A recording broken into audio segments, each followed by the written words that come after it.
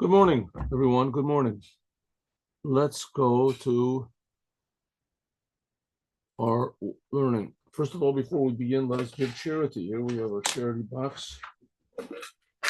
Charity box. Let's just move this over a little bit here. There we go. Oh. Charity box and charity. Here we go.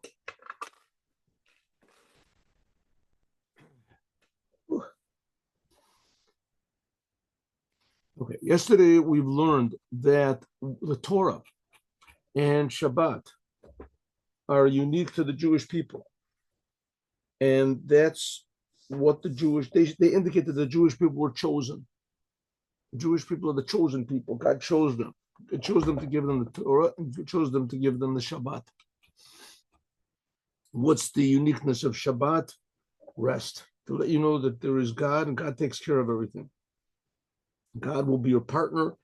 God is creating you. God loves you. God has a plan for everything there is in the world, and God facilitates this plan in every detail of creation, especially when it comes to you in your personal life, in every detail of your life and everything that happens. It's all God is directing everything, and you have free will to act and to react however you want. And therefore, that's Shabbat, to remember that there is a God, and that God creates the world, and that God cares, and He creates the world for a purpose. What is that purpose? That's the Torah. When God gave the Torah, He showed the world what the purpose is, why we're here, what we should do every moment, what should be our guiding principles in life, and what should be our motivation in life, and what should be our inspiration in life, to know that not just in general that God cares and God creates us, but what exactly God wants from us, and what exactly God wants us to do, what is good and what is bad. There's a famous book which is called the Kuzari. The Kuzari. You can look it up in English even, the Kuzari. According to this story, there is the Jewish people were once at a place called Kuzar, and it seems that they ruled over a huge part of the world.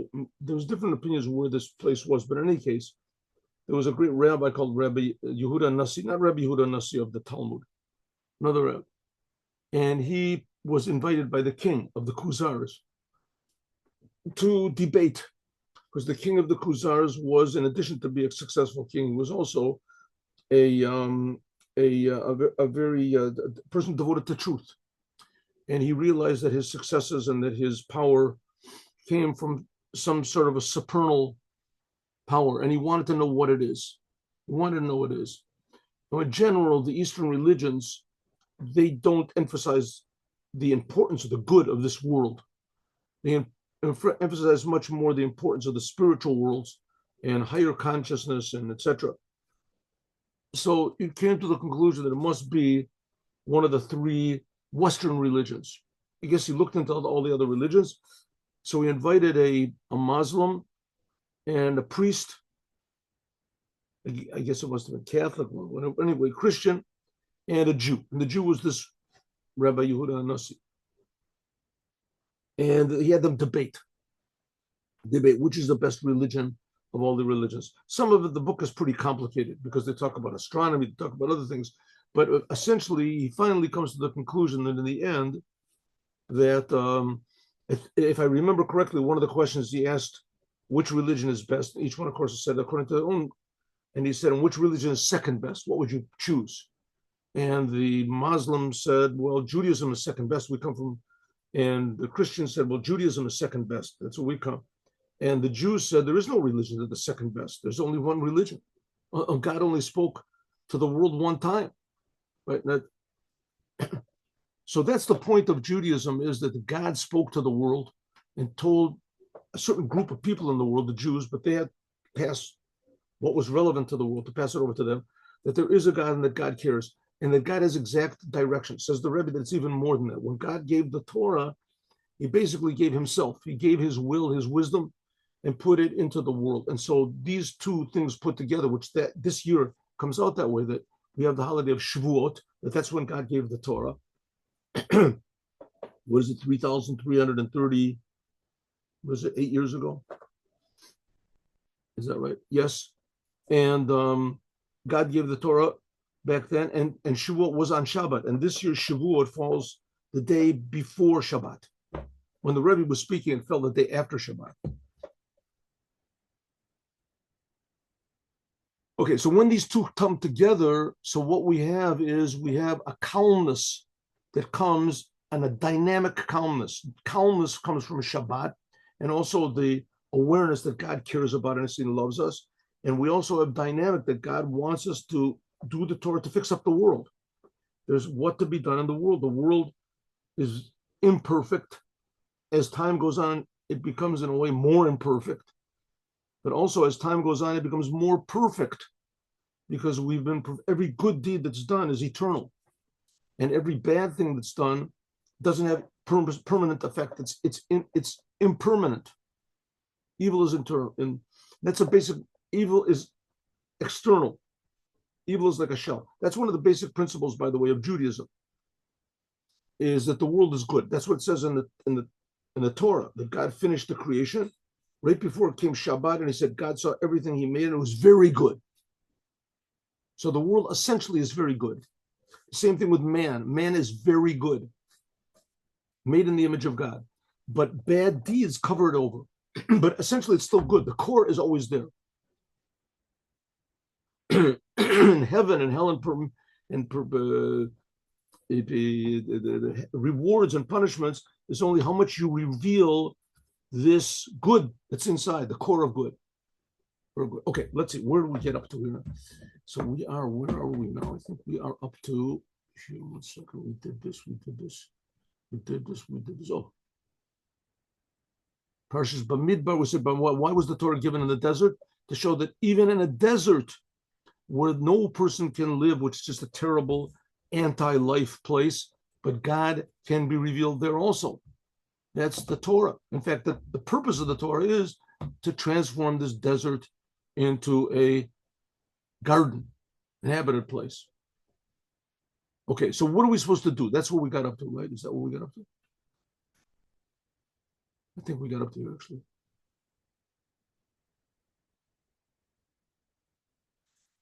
All right, regarding the details, since the time of the giving of the Torah, every year is given brand new. We did this yesterday.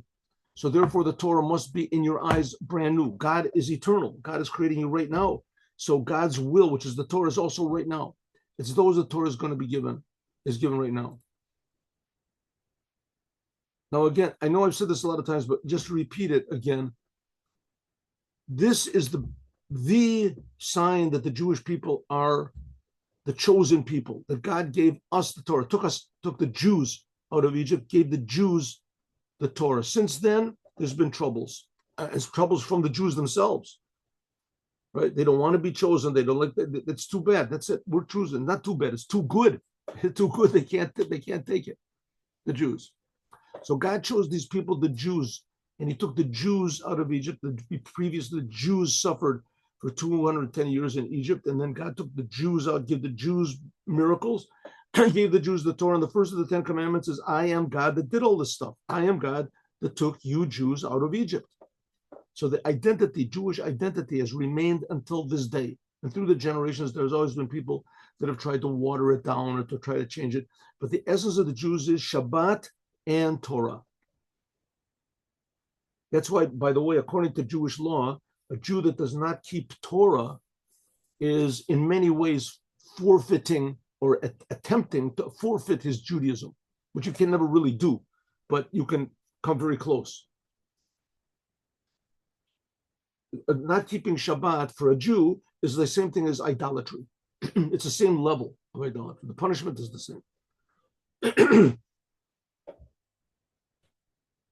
Okay.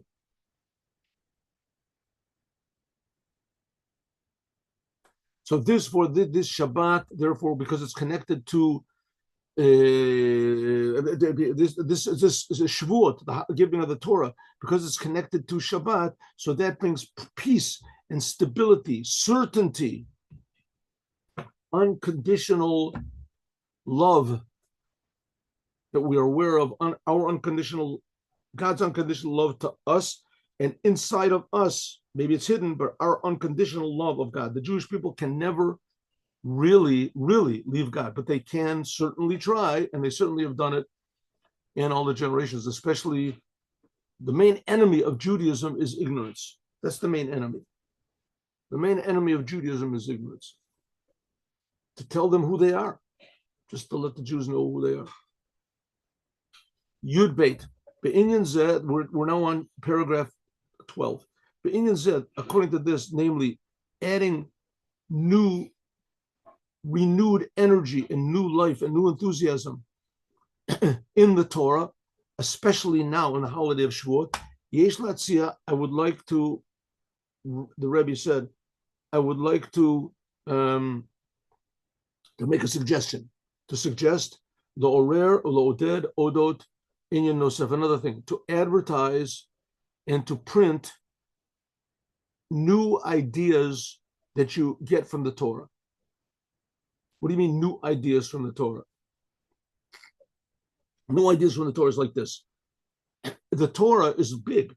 There's a lot of ideas in the Torah, a lot of ideas. And especially when you get down to the laws of the Torah. Laws of the Torah. And there's a lot of opinions. Every Jew is different. The main book in Judaism, if you want to call it number 2 important book in Judaism, is the Talmud. And the Talmud is 90% arguments. Long arguments that they bring proofs. Each side brings proofs that he's right from other people. And then all of a sudden, other opinions come in, and third opinions, and they bring their proofs, and then they say that that's not a good proof because that person said something different in another place. It's arguments. Judaism very much values individual opinions. And especially when you air your opinions in front of others, you might discover that your opinion is not right. But it was good that it's your opinion, because the whole thing of Judaism is ideally to realize that it's you. It's really your soul. It's your essence. That's who you are. Non-Jews, the 7 Noahide commandments, and the Jews, the 613 commandments. But it's not that you're doing something from the outside. It's not that some person came from the outside and developed a method, a method of self-improvement or whatever the expression, or what do you call it? Awareness or something like this. Judaism is God himself, your creator, revealing himself who you really are. And it goes without saying that there's a lot of different opinions, because God wants us to accept this from our inside, to realize it's not God that's speaking from outside of us, it's God that's speaking, they say, from within us, from our free will, that our free will decides to do what's right, or at least our free will decides to force ourselves to do what's right. Okay, so a lot of times in the Torah there are questions, and there are contradictions, apparent contradictions, and sometimes there are real contradictions. Sometimes there are real contradictions that are not and not been resolved. A lot of times in the Torah, right? Tiku or something that Tiyufta, no, not Tiyufta. Kasha. A lot of times they ask a question and they say Kasha. It's a question. We don't know the answer. A lot of times there's the Tishbi, the Tiku, the Moshiach will come and he'll answer the questions. A lot of times in the Talmud. There are such things, yes. But a lot of times you can resolve questions, and you can also not only resolve questions, you can resolve questions, how do you say, conditionally. I'm resolving this question, giving an answer. Maybe somebody else can tell me why I'm wrong. That's what's called novelties in the Torah, Chidushei Torah. Chidushei Torah means that you find in the Torah things which apparently don't exactly make sense to you, or they're not understandable to you, and then you give what you think is an answer. This is a very valuable aspect of Torah, because it shows that the Torah that you're interested in internalizing, or maybe more exactly, revealing how the Torah is really inside of us. So therefore, you should write and print new ideas in the Torah. For instance, it's known there is in the power. Now, the Torah was given only to the Jews. It was given that novel ideas in the Torah, which are written by non-Jews, usually do not come from the right place. And if they do come from the right place, then usually they're not correct. And even if they are correct, then probably they've been said before. Probably they've been said before. The example, of course, is the Gospels, right? Everything that's written in the Gospels that's not exactly taken from the Torah is wrong. But then their interpretations of sentences and words and things, but they're all wrong, unless they're according to the, right? So here we're talking about Jews. Jews are encouraged, the Rebbe says, look into the Torah, find questions, write the questions down, write what you think the answers are. Then you'll get it out into the air, and you realize that maybe your question is good, maybe your answer is good, maybe your question is terrible, maybe your answer is worse, could be, but it's a good thing to write them down. And a lot of times when people write these ideas down, they write, B'derech efshar, maybe, it could be, maybe. And even more, there is an obligation for every Jew to write down new ideas in the Torah that you get from what you've learned. La'af shabeh, like it says, to spread out, to increase in Torah. Like the Alter Rebbe says in the laws of Talmud Torah, Mechadesh chidushay halachot, or you should discover new laws, many new laws, according to the ability of your heart and your mind. Especially nowadays, like in the Torah it says you're not supposed to light fire. So what happens when electricity comes along? Is electricity really fire? Is that considered to be fire? Or is it not? Right? What about you go through one of these automatic doors? You have to go through a beam. You break the beam. Is that called destroying building? Right? There's new questions that come out. This whole book's written by the famous ones. It's from Rebbe Moshe Feinstein, but there's many others. Right? He was a genius in law. There's Rebbe Avadia Yosef. He wrote books of law. These books of law of the Ben Ishchai. Rabbi Yosef Karo, the Shulchan Aruch, that was already 400 years ago. And these other books were written just very recently. Right? Ben Ishchai is like 100 years ago. You do it like it's known that every single Jew has his part in the Torah. Every Jew, not just Rabbi Moshe Feinstein, every single Jew. Like it says, give our part in the Torah. That in every Jew there is the power in order to be a pupil of the Torah, to learn the Torah, and to have questions in the Torah. But Dorot Shalafanenu, in the generations before us, people were very, very careful in writing, how do you say, the new ideas in the Torah, new questions in the Torah. In the previous generations, people were very careful. If you look at halacha, even if they're writing, maybe this is an answer. They're just writing things in a way of, in this Talmud it says like this, in this Talmud it says differently, in this Tosfos it says differently. They were very careful not to write down ideas because they didn't want to write anything that was wrong or anything that was, to venture an answer. Who am I to give an answer? That's the previous generations, whether regarding novelties of the Torah, how much more so regarding to advertise it, write it down and advertise. The conduct was lo kol arotze yitul. Not everybody that wants to give new ideas and explanations in the Torah can do it. You can only do it in the previous generations, only after many, many conditions. Therefore, usually the books that have come to us that were written, let's say, 100 years ago, they're usually only by really correct and expert, great rabbis.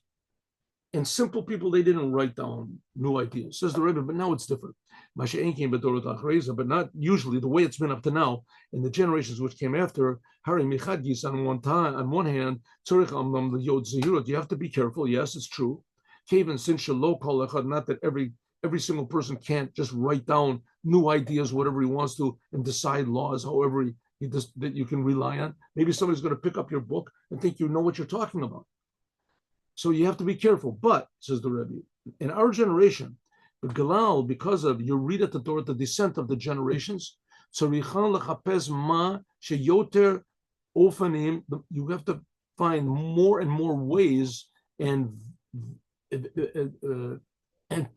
you say, venues and paths. Venues is not the right word, is it? No. Anyway, more and more ways in order to add on learning the Torah. And often that Yagdil Torah b'yadir, especially you have to increase Torah and make it glorious. So therefore, in the shivas, boys are encouraged to look up in the Torah, find a question, write down, this is a question to me, this is what I think the answer is. Nowadays, everybody knows this is just some boy in the yeshiva, that the only reason he's doing this is because the rabbi told him to. Don't take it 100% seriously to action, but understand, let's look at what his question is. Let's see how his mind works. And a lot of times it's very interesting.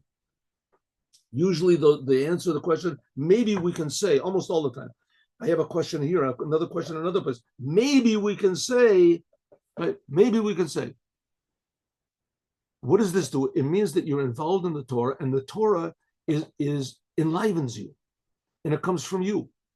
You realize the Torah is a wonderful thing, and the Torah contains a million questions, and it contains a million answers. And maybe you don't know what they are, but at least you're going to attempt. And that makes you involved in the life of the Torah. And therefore, it's good to encourage and to speed up anything that's connected to writing new ideas in the Torah, finding new questions, giving new answers, but on the condition that it has to go according to the laws of the Torah. You have to ask questions. If you don't know that what you're writing is really true, it should not delay you from writing. You should try to write them. And to advertise this, write it down in a special booklet on its own, like from your yeshiva or whatever. Not just between your friends and etc., but that anyone who wants to read it. The main reason is that since we see actually that what the Rebbes did, that by the Rebbes, we see how they increased and they spread out and advertised their ideas in the Torah. And this will encourage us to do the same thing with life and with pleasure in learning the Torah. Whether regarding yourself, like we say simply, that the great benefit that there is when you add on and learning the Torah, and by means of this, you should write it down and other people will see. And that will encourage them also to look in the Torah and to write. It says jealousy can be a very good thing. Jealousy can be a very good thing in every aspect of life. Right? It can be a very destructive thing. But that's when you want to destroy the other person. Right? You see somebody else who's a better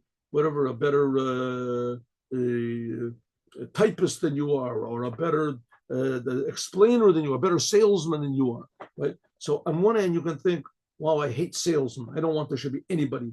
The whole entire, let's say, category of being a salesman is disgusting to me. I don't want anything to do with it.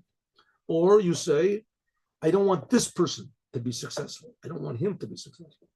That's two ways that are destructive. The Rebbe Rashab writes. But there's one type of jealousy that's good. And you say, wow, I would like to be like that, right? I didn't realize that the person could do such things like he's doing. I want to do that. But you ask him, how do you get that? He says, I had to practice a lot. I had to work a lot. Some people didn't have to practice. It's just natural. But nevertheless, I want to be like that. One musician, here's another musician. One person, a basketball player, this is another basketball player, right? That's just in regular life. But here we're talking about in the Torah. So it encourages you when you see that one person is making ideas in Torah, it encourages you also to get involved in the Torah. What happens is you read the Torah, you understand, you try to understand as much as possible. All of a sudden you come across something, hey, I don't understand that. That doesn't make any sense. Let's see what the other commentaries say. The other commentaries, you look at the other commentaries, and they give different answers. Well, he answers like this, he answers like this. It's very interesting. If you learn the Talmud, that's again, it's a very, very basic thing that the Torah has to be explained. The Torah cannot be taken at face value. And the Torah has to be explained, and it has to be explained by experts. If you're not an expert, it's very, very probable you'll explain the Torah improperly. The example is how Isaiah and Jeremiah are explained in order to support the ridiculously and obviously false ideas of Christianity, right? And they just don't want to look at the commentaries, what the rabbis say. So they make up their own. And so you don't do that. You have a question, look up at the commentaries. If you don't find anything in the commentaries, then maybe you write your own answer. What do you think your answer is? What do you think your answer to the things you don't understand? Another thing. And then other people will see it, and either they'll be inspired by it, or they will appreciate the fact that you tried, or they'll come and correct you and tell you how you were wrong, or they'll come and correct you and tell you how you're wrong, and you tell them how they're wrong, what they're saying about you, and that makes the Torah alive. That, by the way, is what happened in the Talmud. In the Talmud, one rabbi says, I know what that sentence means. It means like this. Another rabbi says, it doesn't mean like that.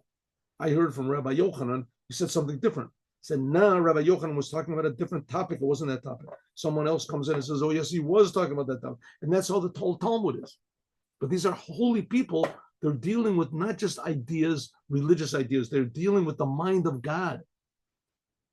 So therefore, you should write these ideas, whether yourself or others. And this is the best way to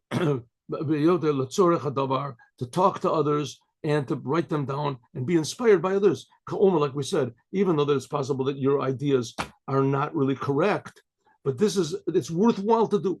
Why? And especially if you do it in order to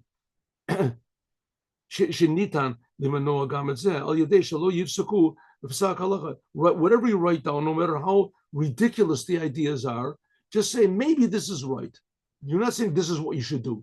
Or afilu in kotvin maskana, when you said, according to my humble opinion, or don't rely on this, etc.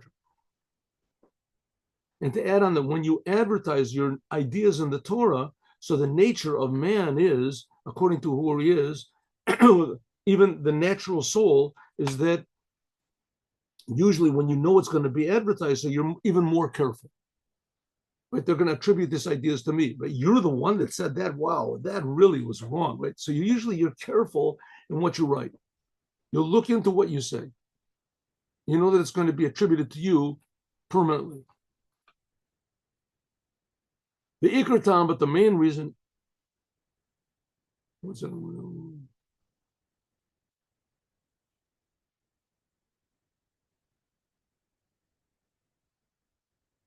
Yeah, okay, we said that.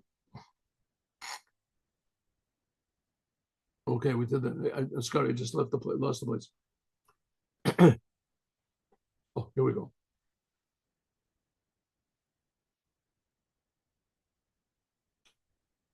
And to add on, that when you advertise and you print your ideas of the Torah, so that's right, the nature of a person is he knows it's going to be advertised, so he's usually careful. He's usually careful by what he writes. He asks his friends, what do you think about this? Says the Rebbe, I give my gratitude, yesher kocham, a big thanks to all those people who learn Torah and do the commandments, and they do the commandments behidur, very carefully, that they should utilize this inspiration that I'm giving, this arousal. There's a man of, especially now at the time of the giving of the Torah, that we should try to make new ideas in the Torah. In other words, don't think the Torah is just a religious book on the world, and it's nice, but you don't take it seriously. It's like some other book, whatever, the Iliad or the Odyssey or something like that. It's nice, and a lot of Jewish people do take it that way, and even religious Jewish people, right? Religious Jewish people is like a handbook of, an interesting book also of, stories, and it tells you what to do. But when you start looking at how the great rabbis looked at the Torah and how they were tremendously interested, not just because they were big geniuses and they were able to, they had a talent for it. Like some people have a talent for music, so they like to play piano. Some people have that the Torah is really the source of all life. And the Torah was given to be understood as much as possible. So sometimes even the question of a very simple person, right, can be a very deep question. I remember there was a person in Kfar Chabad, was it Reb Aaron Chamri? I remember Chamri. He passed away a few years ago, but he used to come to me and to other people also, and he would ask these very, very simple questions in Rashi or in simple meanings. Sometimes just simple misunderstandings. But it was wonderful to see his seriousness, his intentions, His pure intentions. He really wanted to understand, what is God saying over here? Why does God say over here? It doesn't make any sense. What does it mean? You could say everybody appreciated it and encouraged a lot of other people to do the same. You have a question in Rashi, you have a question in the Chumash, and why did Yaakov say this? Over here it says this. And he would go and ask, right? And would encourage sometimes people to, rabbis, they would give an answer, and then they would look in the explanations, and they would come back and say, listen, the answer I gave wasn't really 100%. And you should advertise the questions and the answers that you give. May it be God's will. And we should pray, litpalel, that this will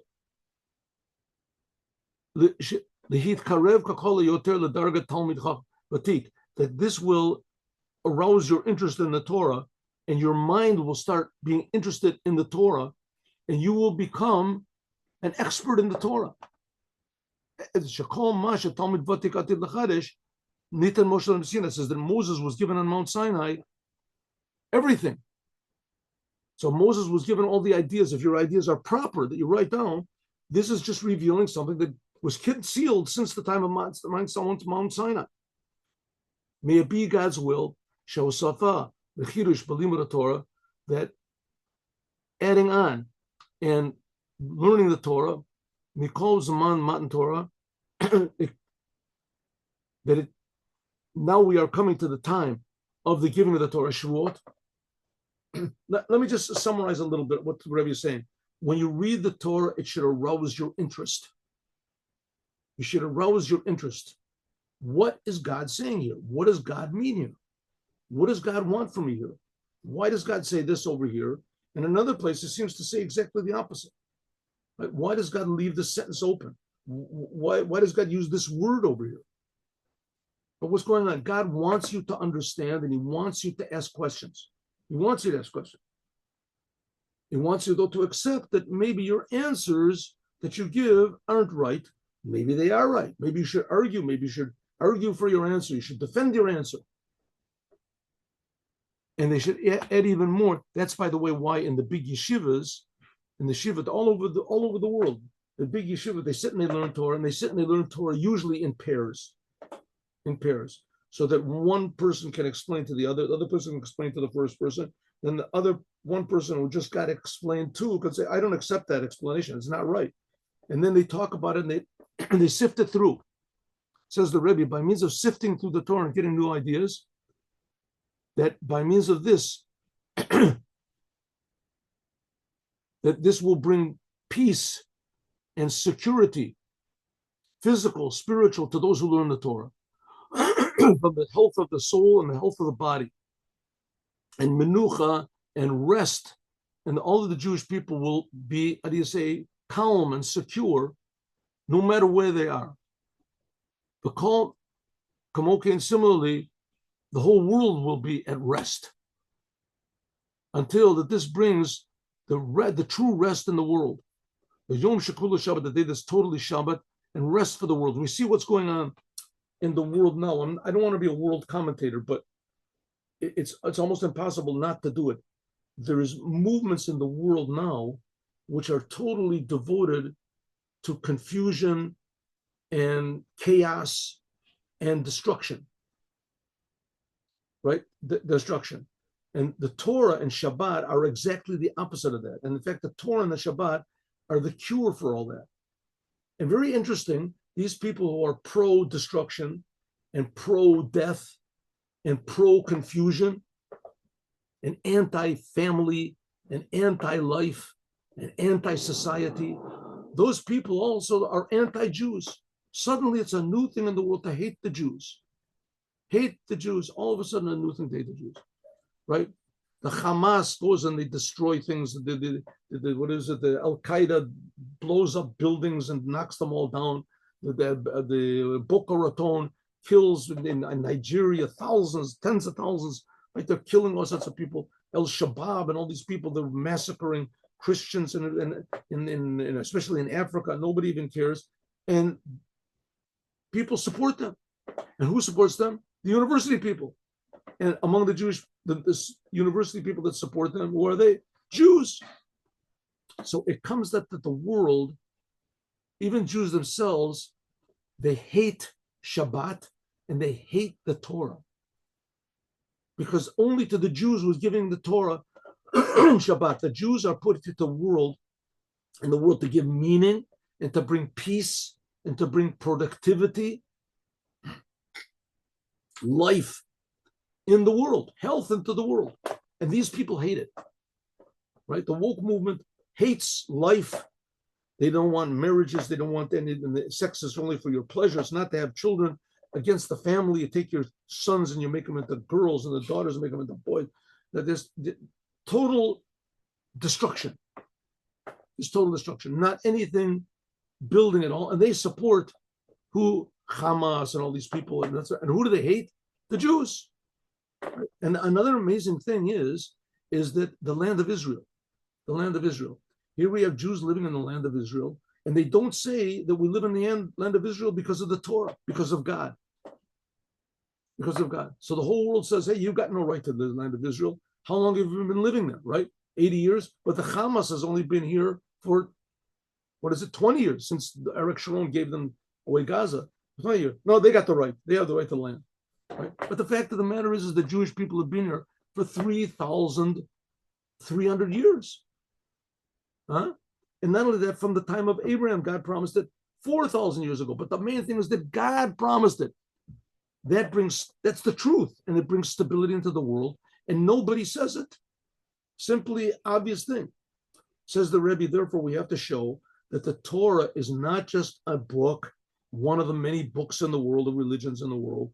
The Torah is the essence of reality, the essence of peace, the essence of order, the essence of life in the world. And this will bring, by learning Torah and increasing the ideas of the Torah and encouraging others to increase ideas of the Torah and asking questions and giving answers to what you think and advertising the answer so that people argue about, is this answer correct or not? And maybe it's a really good answer. So that we'll come to the day which is totally Shabbat. That this exile is exactly the opposite of Menucha, of Torah, and it's the opposite of Shabbat. This is the opposite of what the Jewish people were created for and chosen for. Oilam, woe to the children that have been exiled from the house of their father, the table of their father. Shemit Batlim Ein Tel Toligolos, that the Jewish people become confused in all of the confusions of the exile. And that's the exact opposite of the rest and the certainty and the calmness and the stability which is given by the Torah and Shabbat. So therefore, it is obvious that negating, doing away with all of these concealments and confusions of exile and all of the questions which we have regarding the redemption and the Moshiach, says one of the main things Moshiach is going to do is he's going to come and answer all the questions we have in the Torah. The reason we have so many questions is only because we're in exile. And because of this, that we were born in exile. Like the Jewish people, they were born in Egypt. That's how Judaism began. They were born in Egypt. We're born in exile. We grew up in exile. We were educated in exile. So therefore, we are exile people, God forbid. And we're found in a state of exile. And the most apparent place is in Israel, right? We have the leaders of Israel, and they just advertise that, the land of Israel belongs to us because we took it over, 80 years ago. 90 years ago? And the Torah is not really relevant. That all of this will be negated and it'll be transformed by means of revealing by each person and stressing of the soul that we are found above exile. Right? And in Israel, it's very amazing. We just had the Independence Day, and they're totally not independent. We're independent of what America says, what the United Nations says, what Spain says. Did you read about what Spain said? Oh, we got to watch out, right? When some guy in America said, it was America. There's this one guy in America. He became a big anti-Semite. He's very popular, and he said, "Look at the soldiers. They have little tags that say Moshiach, man. It says Moshiach. The Messiah is going to come out." Which is, in fact, a very good thing. And that, in fact, is the whole purpose of the Jewish people. So to that degree that the empty words of that person in America had an effect on Israel, that a general in Israel, one of the soldiers put this thing on one of the soldiers, the guy's risking his life going out to fight. He put a little tiny patch over here. He sentenced them to 30 days in jail, and he wants it to be advertised that we are nothing to do with Moshiach, and we're very afraid of what the non-Jews will say. So that's exile. There's no exile bigger than that exile, right? That exile. All you had to do was just say, I don't care what you say. We're here for Moshiach. What do I care what you say? No, you mustn't do that. That's exile. That's the opposite of being calm. Nimsat, so it comes out that we are now in a state of confusion, and any second now we will be above the exile. We'll put the aleph into Gola, and it'll make Geula. That'll be like Shabbat, calmness. We'll realize the world is God's world. And this comes in a way immediately. We can make it happen immediately. It's not a long process. Jews have been suffering and learning the Torah. It should have happened a long time ago. Now it can happen immediately. 1 second. Miyad, that's the first letters of Mem. Yud Daled is Moshe. Yud Yisrael Baal Shem Tov, and David Melech Yisrael. Those are the three shepherds of the Jewish people, which are specially connected to the holiday of Shavuot, like we said before. The Torah, Shavuot was the Torah. Moses gave the Torah. And the Baal Shem Tov and David Melech, King David, they passed away on Shavuot. Immediately it should happen. Immediately, take if.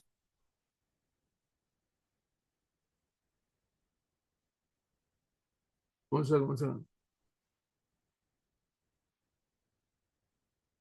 What's this? Take if.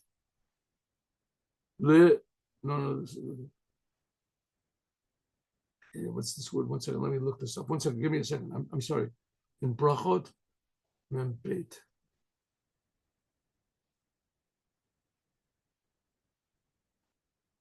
Give me a second here. 1 minute. Okay. Okay. 1 second. Hold it. Let me look this up. For some reason, this has slipped my mind, and I don't want it to slip my mind, and it won't slip my mind. Here we go.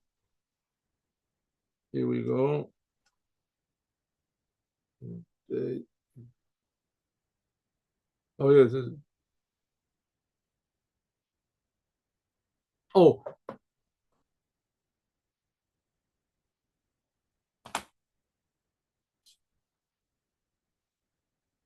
Okay, 1 second. Oh. Take it. 1 second. 1 second. How can it be? Take it. Tough chet. I'm sorry. I just the words somehow or other have escaped me. 1 minute. I should have known this.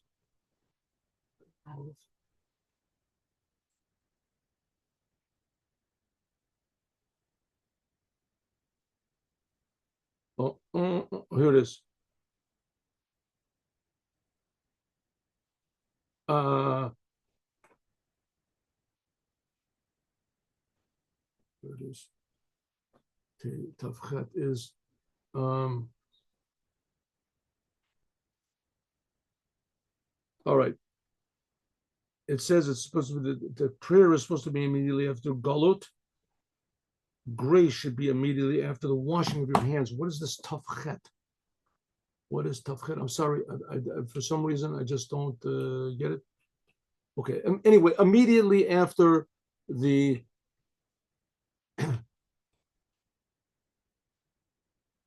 after you finish the meal, as you're supposed to wash your hands, you make the blessing. Take it. Okay. Miyad, I'll get it again. Miyad, the first letters is like we said before, immediately is David Melech, David, Yisrael Baal Shem Tov, and Moshe. Also, the Rebbe said that it's also Miyad is the Rebbe's of Chabad. Dvar, that's the fifth Rebbe of Chabad. Yosef Yitzchak, that's the previous Rebbe of Chabad. And Moshiach Menachem Shemo, that's the Rebbe. Mamish, but often in a way, shall Malchut, Bagashmit, it should really be felt in a way that we make from the physical world, we make from the how to say the crass world, we make it physical, and from the physical we make spiritual, and from the spiritual we make godly to the essence of God. The physical world, Chumriyut means how the world takes us away from the Torah.